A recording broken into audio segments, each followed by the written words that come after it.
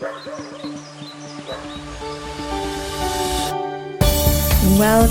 to the Dive Heart First podcast, where we clear the mind so that we can dive into the intuition of the body and intelligence of the heart. I'm your host, Jenn Walker, and today we are going to have a brain-changing conversation about anxiety. And we are going to get into the distinction and discernment of taking action through intuition versus taking action through fear. In order to do so, what we first must do is get into what the heck anxiety actually is.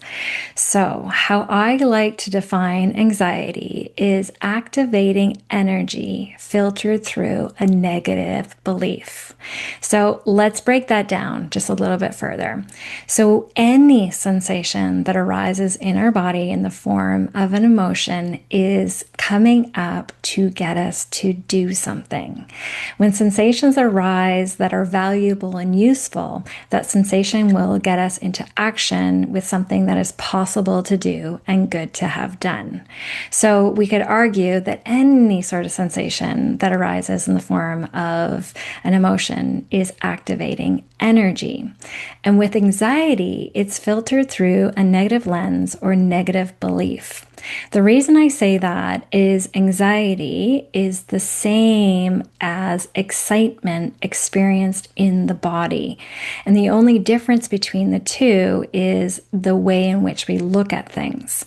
So if you look at anxiety and we look at excitement, the same sort of physiological changes and shifts happen in our body. So we feel alert, we feel ready, we feel maybe palms are sweaty, our heart is beating, and we're ready and we're on. So filtered through a negative lens, that is called anxiety. Filtered through a positive lens and belief, that is called excitement. So if you're with me so far, I would have to guess that you probably run high, or you know somebody that runs high on anxiety. And before we move forward, let's just celebrate that. Because from my experience, people that run high with anxiety are highly sensitive. And when you're highly sensitive, you are wildly, wildly intuitive. And so I get how anxiety, the sensation of anxiety, is worse than useless. It's uncomfy and unproductive. And we are not going to throw out the baby with the bathwater.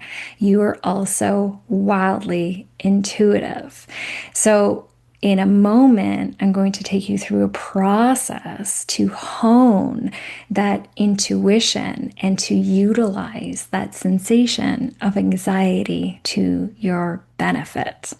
So how we do that is we get in with the sensation or emotion. So the first step of this process is to become aware of the anxiety. Now, most other people, not you and I, of course, but other people will ignore, suppress, or avoid the sensation. And it's not their fault. A lot of people don't know what to do with this sensation. So they do what they have to do, and they ignore, suppress, or avoid. When that happens, that sensation just keeps on coming up. So it comes up more frequently, and then it becomes louder and louder and louder and intensifies.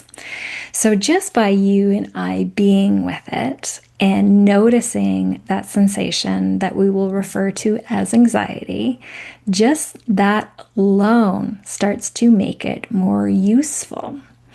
And as we allow it to be there, the next thing that we know is that it's being filtered through a negative lens or a negative belief. Then we can just look with distance and perspective. Okay, so what is the negative belief in which I'm looking at things through? Great. Then the next question is it true?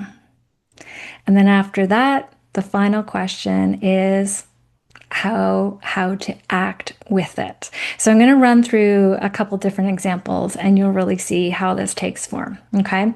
So the first example is, let's say you and your friends are traveling around and you've been traveling for a while, and all of a sudden you get to a certain spot and something feels off to you. And so you have that sensation arise called anxiety, and yet everyone you're traveling with is just fine. But you know that you're that sensitive one. You're that sensitive one that could hear things and know things even before everyone else does. So trust that. So then you go into like, right, okay, here is the sensation.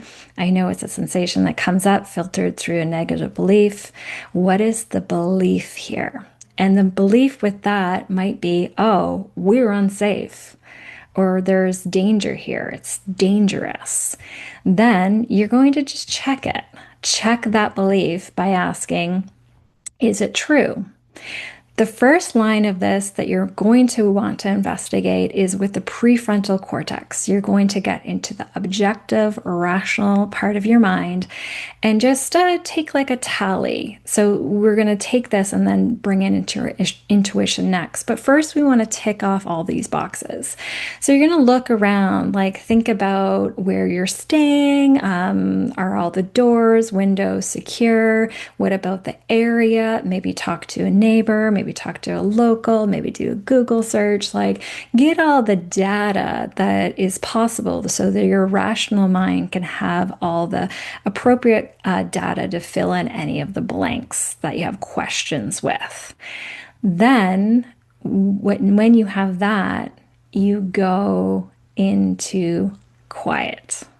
You go into that stillness, into that space in between emotions, where there's complete calm and peace.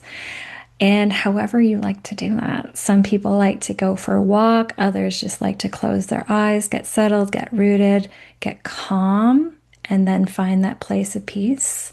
However you do it, and that first thing, if this is not resonating, this might be the first thing to start to practice with, to hone in that intuition, to get into that sweet spot where all the listening can really happen.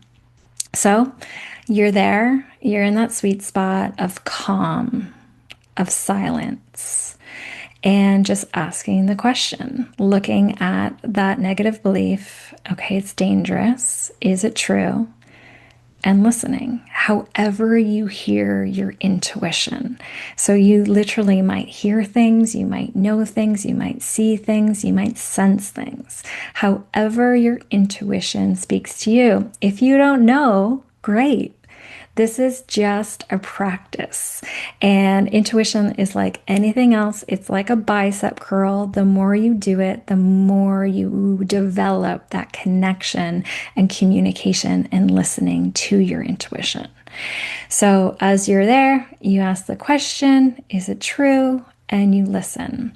From my experience, intuition speaks in statements and directives, while fear yells, and you'll know the difference. Okay, so intuition is just very matter of fact, while fear really is still like in a panic phase, and it's not a direct line of communication.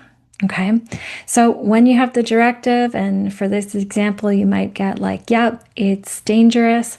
Great. In that same space, that same space of listening, just ask the next question. What is there for me to do about it now?